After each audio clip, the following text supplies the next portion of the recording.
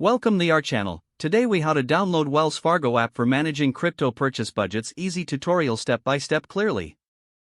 First, unlock your smartphone and locate the App Store.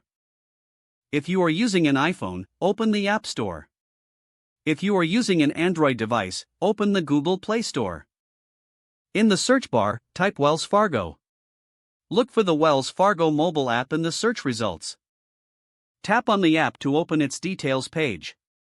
Check the app's features and reviews to ensure it fits your needs. Next, tap the download or install button.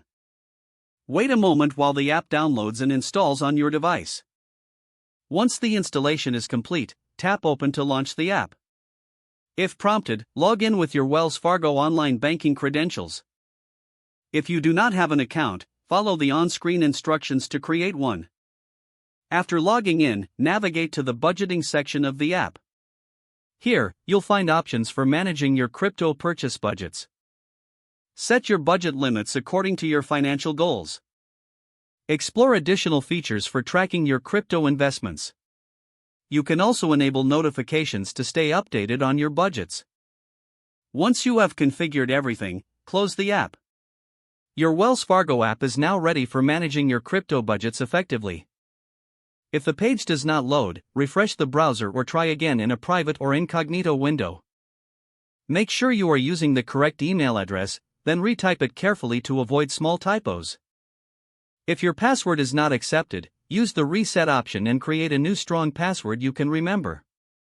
Check your spam folder for verification or security emails, then complete any requested confirmation steps.